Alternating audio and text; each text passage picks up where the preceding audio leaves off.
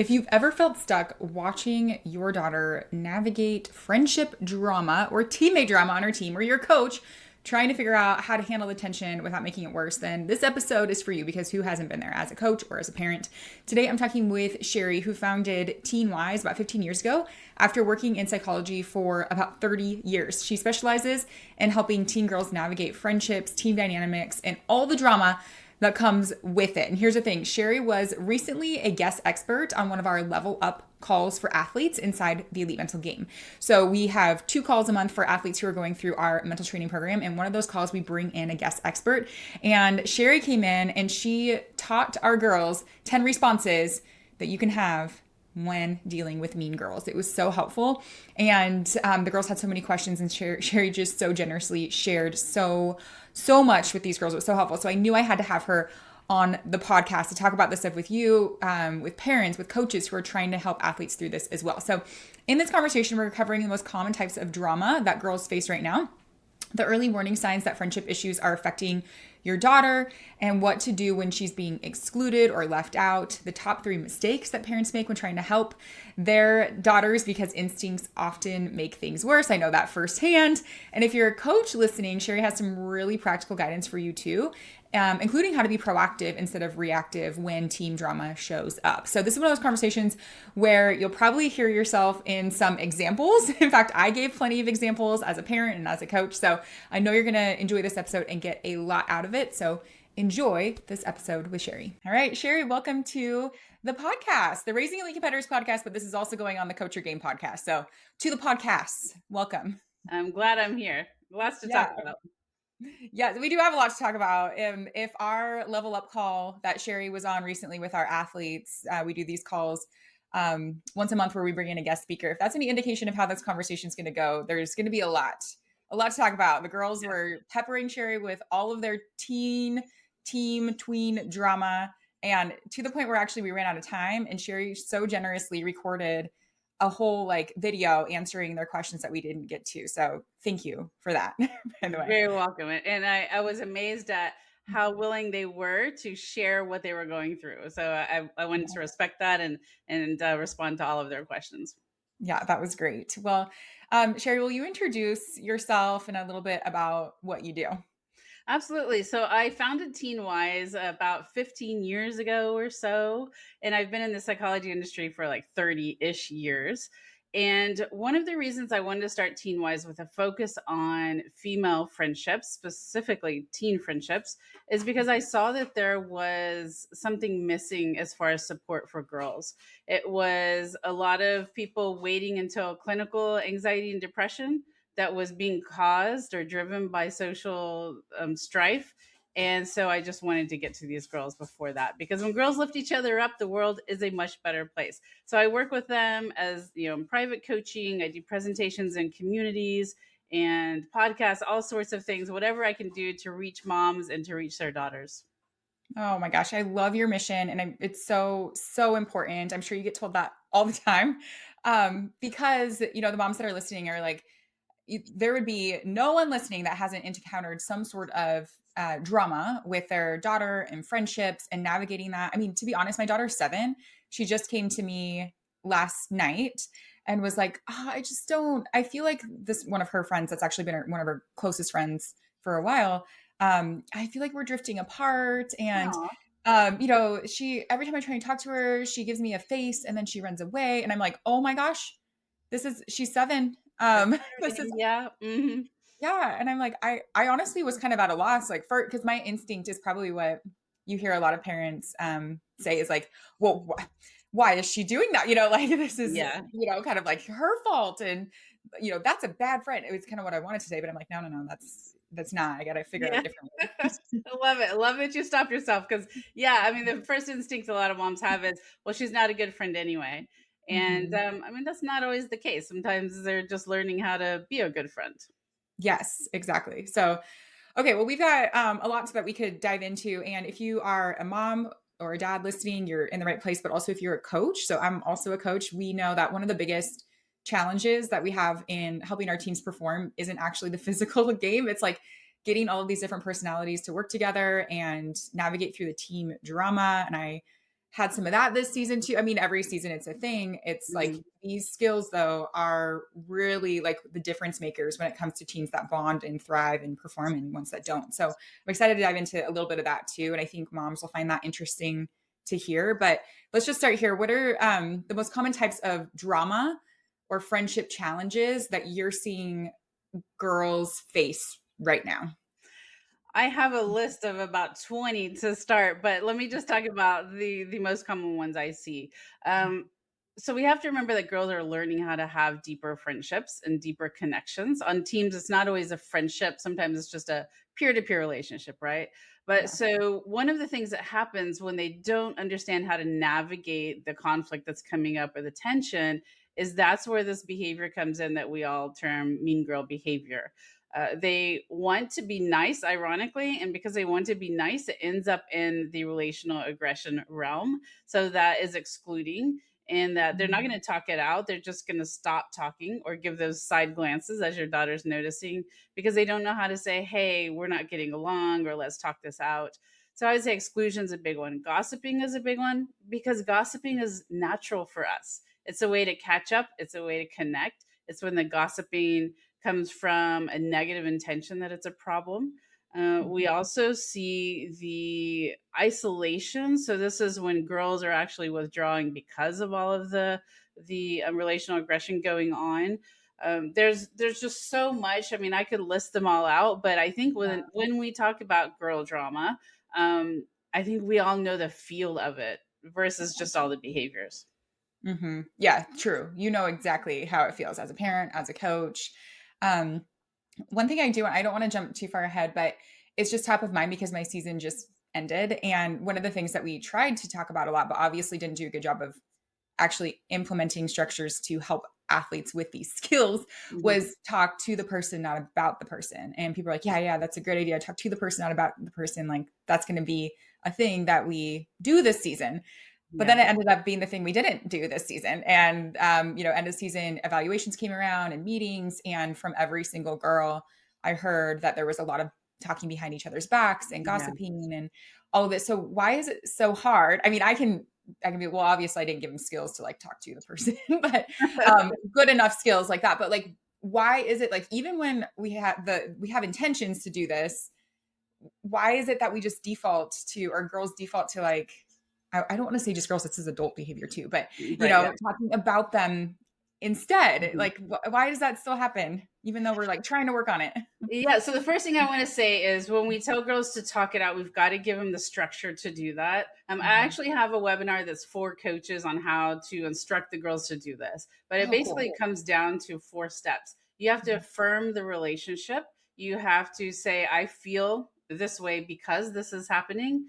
Mhm. Think about, is there any ownership that you might have in it? If so, then you say sorry for that. And then the fourth most important piece is you're actually seeking a solution. So you don't Mhm. want to just go to talk to a girl to say, you did this wrong, or this is bad, or, I don't like everything you're doing. You need to go seeking a solution. So you've got to teach them how to have that conflict conversation. Nobody likes to do that as a teen because they're Mhm. worried about the consequences. Is that girl going to then go and talk bad about her? Is that girl going to even get really sad or get really mad? So we have to Mhm. also teach them, have these conflict conversations. Here's the formula. Let's practice it. And it's okay if the other person is mad or sad or whatever, because they have the right to feel how they feel. And it doesn't mean that you shouldn't have had that conversation. Yeah. Okay, that's great. We're definitely going to link that webinar for coaches below, and I need that too. But you're right. We had that where some girls did try to talk, and then it caused more problems. It Hmm. was then the like, retaliation happened, and then they're like, okay, well, I'm not going to do that again because. Exactly. Yeah. Yeah. And so as a coach, you can kind of, if you're teaching everybody on the team to do this and you're Mhm. saying, okay, we're going to work together as a team to make this a safe space where we can all talk about things that come up and we're looking for solutions, then that's really the proactive approach. Talk about it before anything is happening. If things Mhm. happen, this is how we're going to deal with it. The other piece that we have to think about is that like the retaliation, why is that happening? Again, is because that person doesn't have the skill. of accepting that conversation. And also, when girls do go and talk about it, if they don't do it in the right way, the other person gets defensive. If you don't start out with that affirmation of the peer to peer relationship or the friendship, then the other person feels like I need to defend myself. If they miss the fourth piece of creating a solution, then it just feels like the girl goes to say, here's what you did wrong. And that doesn't lead to a positive outcome generally. Okay. I'm sure you go over this in the webinar. So, there, there's that. I know that it probably goes way deeper, but what's an example of an affirmation of like the friendship? Yeah, if it's a friendship, it might be I really like hanging out with you. Something as Mhm. easy as that. If Okay. it's on a team, so maybe they're not actually friends, but they're teammates. I love being on a team with you. Hmm. You add so much to the team. So it's not like I love you so much. It's not like Yeah. that. It's just something saying I'm coming to you because I care about our interactions rather than I'm coming to you because I need to point out what you're doing wrong. So it just resets, it takes them out of the fight or flight mode and into the connection mode. So and the affirmation Hmm. will create a surge of oxytocin, especially peer to peer for teens, which allows a connection. Yeah. Okay. I really like that. One thing that popped up, I'm sorry, I'm just going where my brain is going right now. By the way, I have all these questions that I haven't hit yet. Um, but as we practice that framework, like in a team setting, I could see some people being like, okay, you're just following the framework. Like you don't actually, is that ever a Mhm. concern? Like, can people see that as like fake if they're like, okay, you have to start with this whole affirmation thing? Well, I think that with practice, it doesn't come across as formulaic.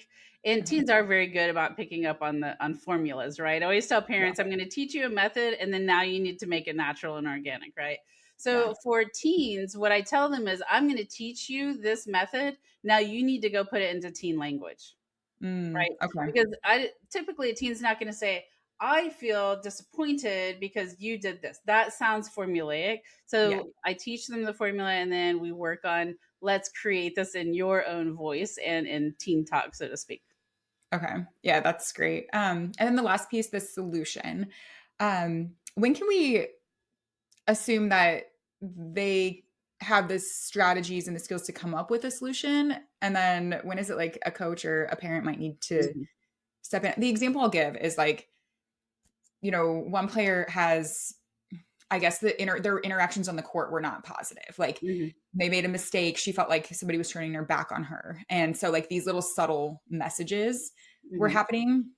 And so I guess this, besides the obvious solution of like stop doing that, I don't know Yeah. like what else could they come up with together? Yeah. So, first of all, it's okay for parents and coaches to see that behavior and also come in with a conflict conversation, right? You could Okay. come in and say, oh my gosh, I love what you're doing on the court. You're such a powerful player. I really feel like, confused about when you're doing this certain behavior on the court. And I'm sorry that I haven't taught you a different way to do it or I haven't pointed it out before. This is what I think could work for you, which would be good for you as a teammate, would be good for you in your peer-to-peer relations, and Mhm. tell them what that is. You see how even as a coach, you can use that for those four steps, Yes. right? Okay, I love that. Yeah. And then the other piece is that if it is peer to peer, then Mhm. you take the girls separately and you are teaching them this formula, right? So if there is a girl who comes to you and says, I'm really upset about, Tanya, who's turning her back on me, or she's being rude to me on court, you don't just say, go talk to her and use the formula. You say, okay, well, remember our formula. How do you think that you can walk through that? What is the Mhm. solution that you're looking for? And the solution is not just pointing out you're doing this to me. It's Yeah. I would really rather you talk to me if you're upset with me. I would love for you to pass the ball if you see that I'm open. Whatever those solutions are, again, it's not in a negative way. It's in a hey, let's figure this out together. Sometimes the Mhm. solution is asking the other person for the solution, right? Yeah. I'm not sure what we can do to make this better. How can we work this out? Mhm. Okay. That's great. Okay, I think that's awesome. Let's move a little bit to like the parent side. And I know coaches that are listening, you're also parents, a lot of you. So, Mhm. um, yeah. So most sports moms, they can obviously sense when things are a little bit off with their Mhm. daughters. So like the quiet car ride home or like the sudden mood shift and things like that. What do you see as like early warning signs that friendship drama might be affecting her? And then Mm. how do we respond without like making it worse? If Yeah. that makes sense. So if we're talking about like in the teen world or the sports world, one of Mhm. the things you'll notice is that they don't want to go to practice. More and Mm, more, they're complaining about it. They have a stomach ache. They have a headache. Their leg mm, hurts. You aren't seeing them find the joy in that sport anymore. Most of the time, it has nothing to do with the sport. It has everything to do with the dynamics of the team. And I'm sure that you've seen that as well. mhm. That where everybody starts the season, they're all excited, and then sometimes there's a shift where the whole dynamic is a little bit toxic, and Yes. there's just the joy is missing out for the coaches, for the parents, and for the teens, for everybody involved. Yeah. When this drama is coming up, it's just you can feel it because there's tension and there's that lack of joy. Mhm. Yeah. Yeah, that's huge. And so once you once parents start to so they pick up on it and they're like, Mm. okay, yes, like and maybe they're even noticing it themselves. Like the teammate dynamic is not great. Um and let's say that they hear specifically from their daughter that like they're having a hard time with one of their teammates or multiple. I think there's a lot of angles we could take here. But let's say it's Mm. like one person that they're like, I'm having a hard time. They're being really negative to me. What I see is like they're negative, they're rude, they're ignoring Mm. me, they're whatever. Yeah. What would be like, how should a parent respond in that moment? Yeah, if their daughter comes out and says they're being rude, they're being, all of these Mhm. things, listing them out, the first thing you want to do is listen at the most that you can, get them to talk. Instead of asking a lot of questions, just kind of when they say that, you can either leave some silence or you can say, "Tell me about that." Or you Mhm. could say, "I'm seeing a little bit of that, but tell me what you're seeing." Or tell me how you're experiencing it so that you're getting them to talk. Just talking it out a lot of times can be enough for them to get through it. Yeah. We also need to remember as a parent that we don't want to start bad mouthing the girls.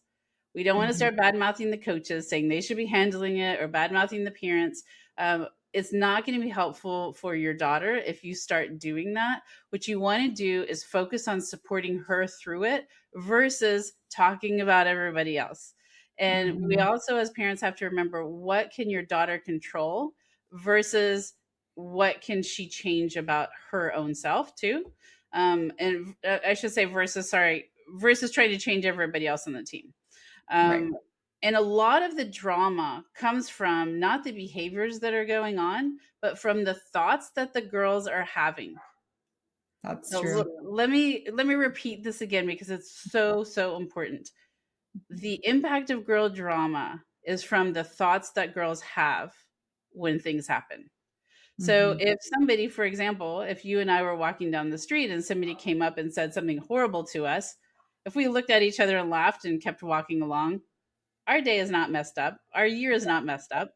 If Right. somebody came up and said something awful to us, and then you and I start co ruminating about what that person said, and then we're thinking we're bad people or what's wrong with us, then those words had power over us. So it Mhm. depends on how we're thinking about it. And for me in private coaching, that is a big thing I work on with girls. Not how are we going to change all of the dynamics that you're in, but how are you going to think about it? And then how are you going to respond? Mm. Okay. Yeah, that's really powerful because I also see as a coach that a lot of girls feel like they don't have any power. They're like, Mhm. this other person is saying and doing these things. And unless I change them, it's just my situation is gonna stay how it is. Exactly, Um, yeah. And so mhm, we, as the adults in the room, we have to teach them that that's not the case. They do have power, not over that person, but they mhm, have power over how they're going to let it affect them.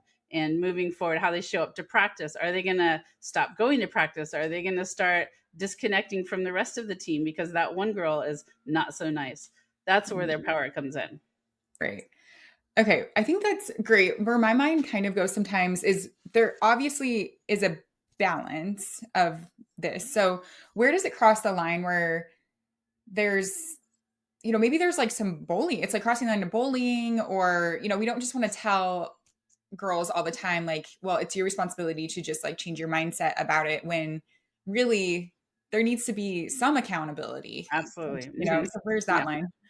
Yeah, and I think the difference here, what you're talking about, is when you're the coach of a team Mhm. versus when you're the parent on a team, right? Because Mhm. as a parent, your responsibility first and foremost is to support your own daughter. So you start there with that support system, and when you're seeing the whole team as just there's this toxic team dynamic, then the parent can go to the coach.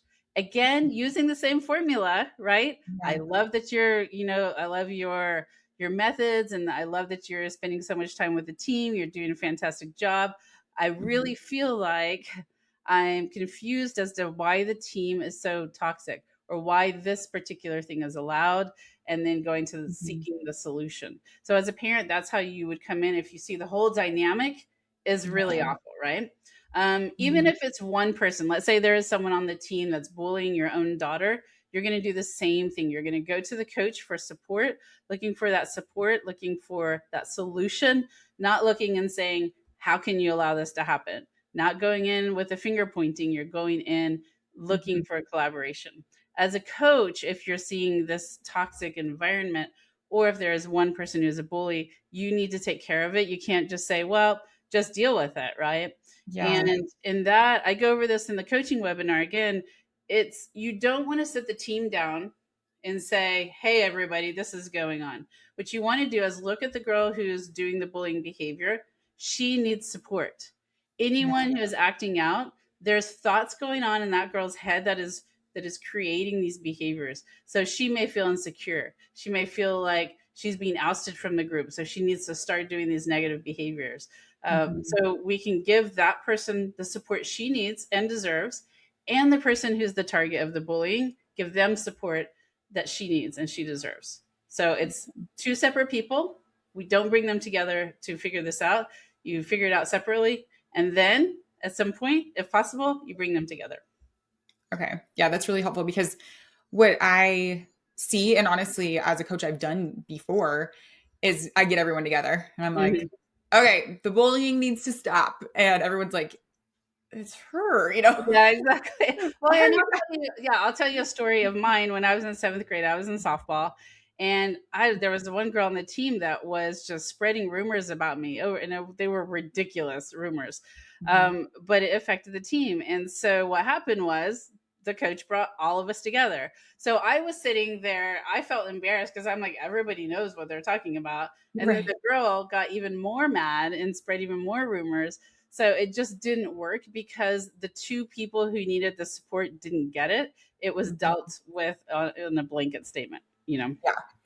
The thing that I get caught in, I know this might be very specific, but coaches who are in this situation might relate and parents too. So hopefully, again, this is like helpful for both sides. But um, is that we had a situation this season where I dealt with it with the party that was responsible for spreading the rumors, and it got resolved. And at the end of the season, somebody was like, I really felt like, that situation, the coaches didn't have any accountability for the person, or they didn't get in trouble, or they didn't. And Mhm. I was like, no, actually, the opposite. Like, I did hold them accountable, and we did have like a very serious conversation, and there was change and all of this. So, how do you like balance that? Like, you don't want to bring in the whole team. Right.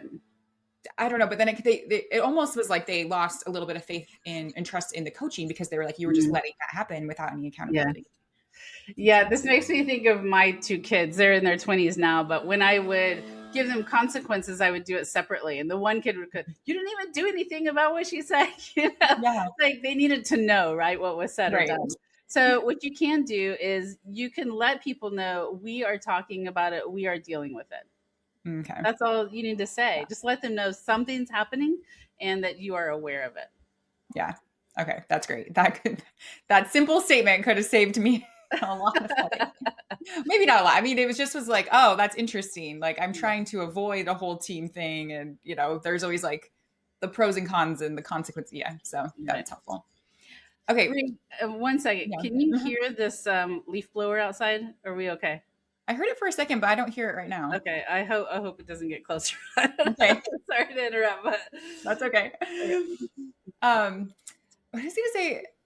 One of the most painful things that as a parent is painful to watch, painful to be a part of, and I've already kind of experienced a little bit of it with my daughter being only 7, is feeling excluded, feeling left out, feeling like they don't connect with their teammates. How do you help a parent navigate that? Yeah, so what we have to do is we have to teach our girls how to connect in a different way. And so when that's happening, they don't have the skills with that particular group to connect. So we Mhm. can give them those skills. And if you've got a shy girl, especially, it's not just go talk to people. It might be, how do you relate to people? How do you Mhm. start conversations? How do you give compliments? How do you insert yourself into a group of girls who are talking already? A lot of times when girls are like, okay, I'm going to talk to people, and they convince themselves to do it, and then they go into a group that's already having a conversation, and they derail the conversation, and Right. everybody's looking at them with the side eyes like, what is this girl talking about, right? So we have to give them the skills. And a lot of times what I see is parents will just say, just go talk to people, but they really need a little more guidance than that. Mhm. Yeah. Yeah, I think that's good because what I often see play out is what you were saying. They feel left out, Hmm. and then they kind of reinforce that behavior by Absolutely. like Uh-huh. leaving themselves out more, and then they're like, "See, I'm left." It's like a what is that? Self-fulfilling prophecy. If Yeah, you it goes back to those thoughts, right? When that happens, like a practice or two, then they have a limiting belief. Nobody likes me. Nobody wants to talk to me. Mhm. Nobody's my friend. And that's the filter that then they're walking into every practice with. Nobody's going to Mhm. talk to me. Guess what? Yeah. They don't talk to anybody because they are already making it happen. And so Mhm. their behaviors really are affected by their thoughts. So we have to get to the bottom of what are the thoughts that are holding them back from connection. Now, having said that, I don't want to say, oh, it's always the girl's fault that she's not connecting.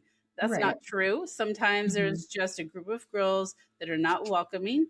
And so, if that's the case, you have to walk them through, what does practice look like for you? If you're not one of the gang, um, how are you going to deal with that? How are you going to go into practice and still have fun and still make it worth your time and make it something that you really want to do still? Yeah. Okay. I think that's important too. Do you ever have that conversation? I hear this as an adult, this whole like, not every friend is your everything friend. Hmm. Like, I don't know. Does that come into play at all when you think about teammates? Yeah, for sure, for sure. And I think that one of the things with the girls who are on teams that aren't connecting, because I work with some of these girls, right? Yeah. It's like, well, so maybe when you go and you play that sport, you're going to play the sport. It's not the social piece for Mhm. you. And Yeah. maybe next season you look for a different team where you do feel like you fit in more. But are you Mhm. enjoying the sport itself? And can you release this idea that your teammates need to be your friends? Maybe that's just what has to happen for that season. Yeah. I think that's really powerful because I do feel like there's a thought, and this isn't necessarily bad, but there is that thought that like if I'm on a team, I need to be really close with my teammates or at least Mhm. friends with them. And it's like, you don't have to. Yeah. If you want I mean, it's great because we know that a lot of girls, when they drop out of sports, it's because they're not getting the social fulfillment. So we to. really Mhm. want that for the girls. But we also want them to understand you're not going to be friends with everybody. I can guarantee you that because look at the parents on every team that they've been on. The parents are not all friends either. So you have to realize you're dropped into this group of girls. Sometimes Mhm. you're going to score and have great friends from that. Sometimes you're just going to have a good peer-to-peer relationship. Yeah. Yeah. Okay. Um, as we kind of get to wrapping this up, I want to first ask let's say the parent side of things. We talked about some things that parents can do, all of those have been great so far. But what are like, if you were to narrow it down to like top 3 mistakes for parents to avoid? You Mhm. already mentioned one, which was like don't badmouth other teammates, other people, like coaches, and everything like that. I think that's really important. But for you, what would be like the top 3 mistakes that you see parents make when they're trying to help their daughter navigate drama? Yeah. So in my girl drama webinar, I go through these in more detail, but I'll Mhm. tell you what they are kind of on a higher level. So we've Yeah. got three key ones that we as parents often fall into that are not so great. And again, when I'm saying this, if you as a parent are doing this, don't think, oh my gosh, I'm doing it. Awareness is when you can change. So we're going to Yeah. look at these things and say, okay, what are we doing? So the Mhm. first is being dramatic. That is, oh my gosh, this is so horrible. All the girls are horrible, just and your emotions are out of control. You're getting into the drama. And Mhm. a lot of times, especially on teams, I'll see the mama drama come in or the papa drama. That's Yeah. when the moms are talking about each other, the moms are talking about the other kids. We have to role model for our girls what it looks like, right? If we don't like people or if we're frustrated with things, we don't start bad mouthing people, we don't start being dramatic. So Yeah. that's the one thing we want to avoid for sure. The second is intrusive behaviors. We don't want to go and try to fix everything, to go to the coach, to go to the parents, and to try to deal with it for our daughters because we're robbing them of the opportunity to figure out how to deal with these types of conflicts. It doesn't mean we never get involved like that. We Yeah. never, or, but that shouldn't be the first thing that we do. Mhm. The third thing is dismissive. And this is what I see a lot. The intention is very good. The whole idea, why do you care what they think? They're not your friends anyway. In 10 years, you won't remember any of this. That's really dismissive. And from what I hear from teens whose parents are doing this, they feel like they're not being heard or understood. Yeah. And it's their life right now, and the emotions are big. Even though we as adults were distanced from our teen years, they're living it. And so right now, they don't care about 10 years from now. They care about right now how they're feeling and what's going on. Those are Yeah. the three main areas. Mhm. Okay, I think that's so important because I again, even with the little experience that I have as a parent, I mean, I have a lot of experience as a coach with some of this teen drama. I those are kind of our natural instincts to do those three Yes. things. So it's almost like fighting against that. Okay. Exactly. And so those three areas, just to tell you where they come from, is the Yeah. thousands of hours I've spent with girls talking about this stuff. So Mhm. it's really they'll stop talking to their parents if they're dramatic, for instance, or if they're intrusive or dismissive. They're like, they don't get it. They don't understand. I'm not going to tell them about this anymore. Mhm. Yeah. Yeah. Oh man. I think it's one of the hardest. I don't know.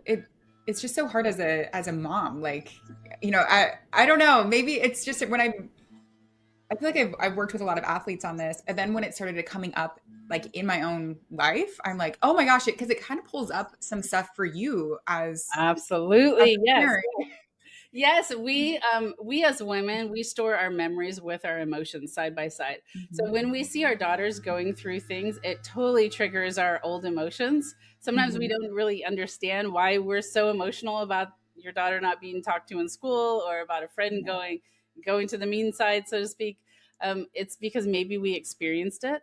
For some moms, we never experienced it, and so those moms in that category are like, I don't get it. Why aren't the girls just being nice to each other?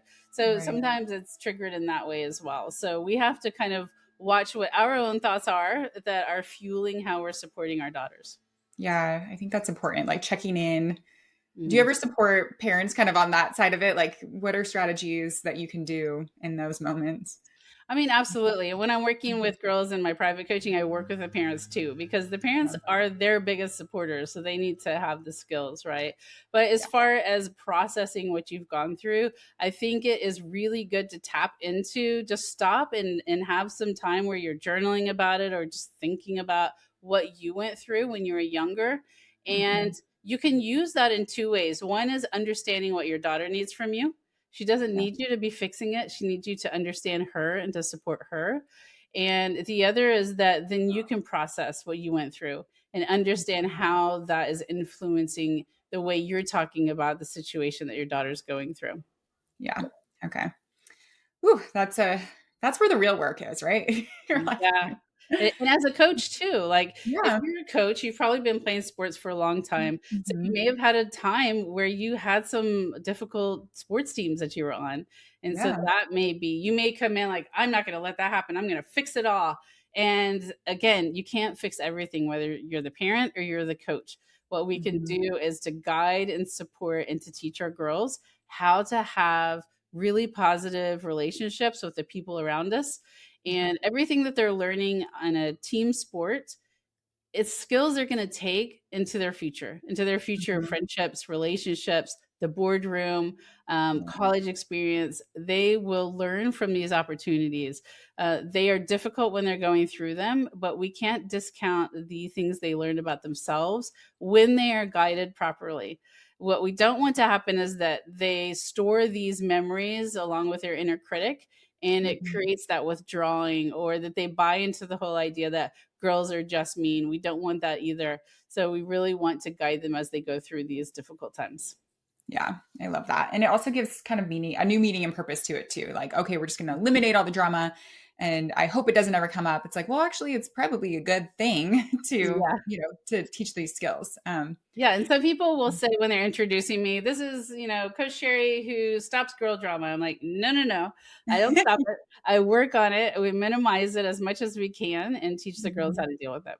Yeah, I love that. I do have one more question for the coaches, because coaches that are listening probably don't fall into this camp just because they're listening. That shows me that they're like invested in this Yeah. work. But I do, and I do not want to stereotype, but this has just been my experience. It tends to be some of the male coaches that are like, I don't deal with the drama.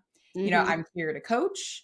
And this is often male coaches of girls teams. And they're like, I Yeah. don't, so I have a male assistant coach who's literally like, I don't see the drama. I'm like, what? Yeah. Really? You don't? I don't know. Maybe not. Uh-huh. Um, but what would be a message to those coaches or us coaches who are like, I'm just not even gonna deal with it. I'm not gonna work on it. Like anything, a message, but also like a simple thing that they can do to help foster a good, teammate dynamic Hmm. on their Yeah. team.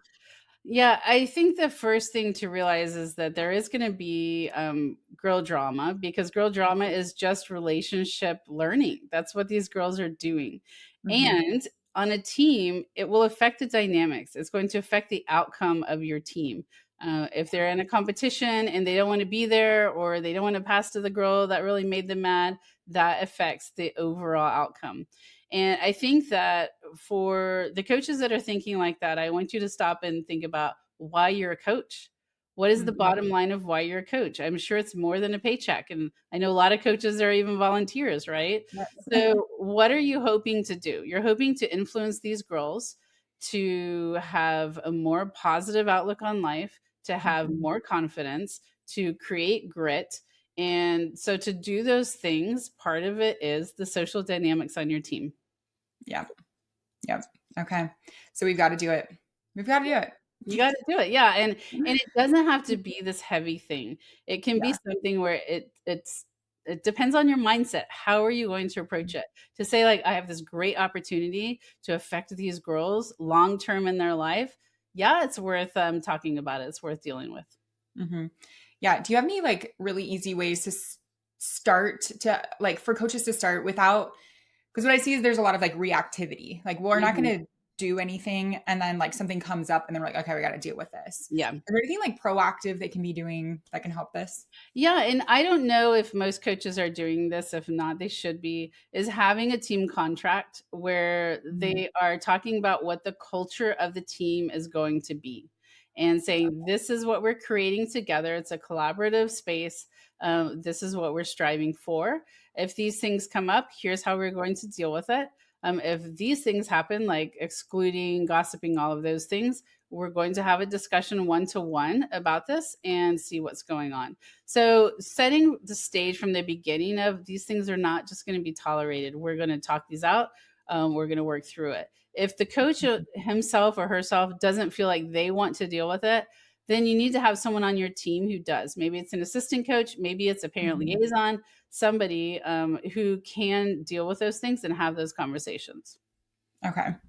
I think that's great. That's a great starting point because then it's like, okay, at least something is established. Yes, And yes, we're and yeah. establish from the get-go the whole conflict steps of how Mhm. that's gonna go down, and then for parents, they need to sign on too, that they are not gonna be Mhm. gossiping, they're not gonna be talking about other kids in the stands, that they aren't gonna do this mama drama, papa drama stuff either, that, there's consequences if they do, what are the consequences, to really think about all of that stuff ahead of time instead of, as you said, reactively.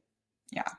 Okay. I think this has been so great, Sheri. I could like just sit here and ask you all of my questions for hours, but I know you have amazing resources that actually, help with all of this. Yeah. Can you let us know about both your webinars, one for parents, one for Mhm. coaches, and then like where we can find you so, we Yeah, can the do. easiest place to find me is teen-wise.com, and I have webinars are on there. So the main webinars are one on girl drama, and that's a free one as well. There's one on beyond loneliness. This is for those girls who are feeling like they're excluded or that they don't have friends. It's Mhm. a little bit of a different take. And then we have the Game On webinar, which is for the coaches themselves, learning about girl drama, learning about how to be proactive and how to deal with stuff when it comes up.